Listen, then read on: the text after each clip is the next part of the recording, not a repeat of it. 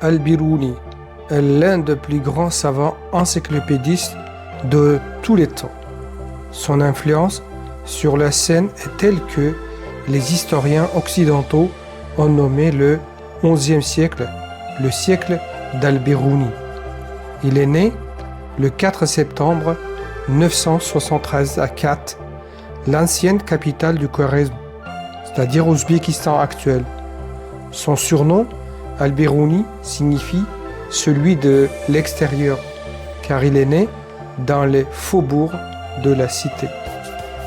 Orphelin très jeune, il est élevé par le prince et mathématicien Abu Nasr Mansour, qui lui transmet la passion des astres. À seulement 17 ans, il effectuait déjà ses premières mesures astronomiques avec des instruments qu'il avait lui-même fabriqués. Biruni était un visionnaire qui a devancé la science moderne de plusieurs siècles. Depuis la forteresse Nandana, Pakistan actuel, il a calculé le rayon de la Terre grâce à une méthode trigonométrique ingénieuse. Il a trouvé 6333 km, un résultat qui ne diffère que de 1% des calculs satellites modernes, actuellement 6371 km. L'existence de l'Amérique. Près de 500 ans avant Christophe Colomb, Al-Biruni a théorisé l'existence d'un continent entre les océans Pacifique et Atlantique. Par des calculs mathématiques sur l'équilibre des masses terrestres, il a déduit qu'une terre habitée devait s'y trouver.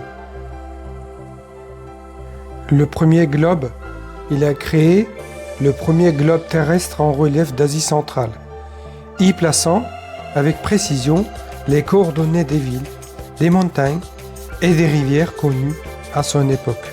Sa soif de connaissance n'avait aucune frontière linguistique ou religieuse. En plus de sa langue maternelle, le khwarezmien, il maîtrisait parfaitement l'arabe, le persan, le grec, le syriaque et le sanskrit, c'est-à-dire ancien indien. Son séjour en Inde lui a permis d'écrire son œuvre monumentale, l'Inde, qui est considérée comme la première étude anthropologique et sociologique sérieuse sur ce pays. Père de la pharmacognosie.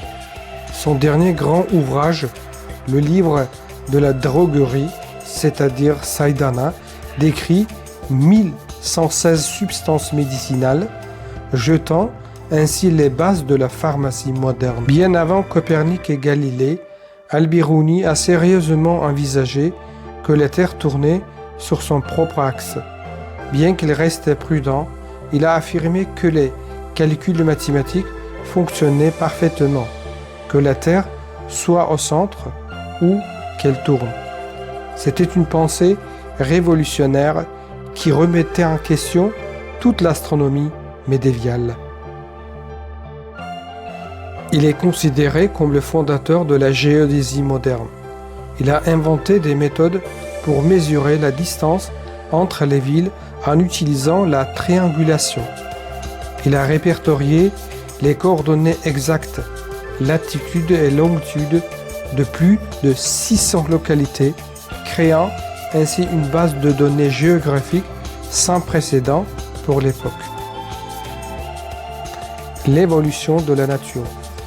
Dans ses écrits sur la géologie, Al-Biruni a remarqué la présence de fossiles marins dans les montagnes et dans le désert, comme dans les steppes d'Asie centrale.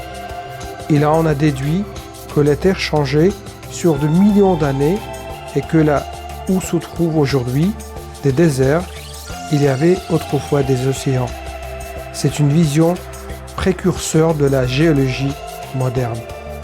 La vitesse de la lumière. Al-Biruni a été l'un des premiers à affirmer que la vitesse de la lumière est immensément plus rapide que la vitesse du son.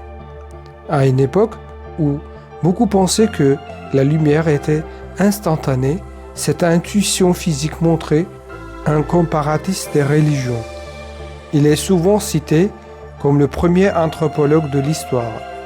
Contrairement aux conquérants de son temps, il étudiait les religions hindouisme, bouddhisme, christianisme, judaïsme avec une objectivité scientifique totale, sans préjugés, cherchant à comprendre la culture de l'autre de l'intérieur.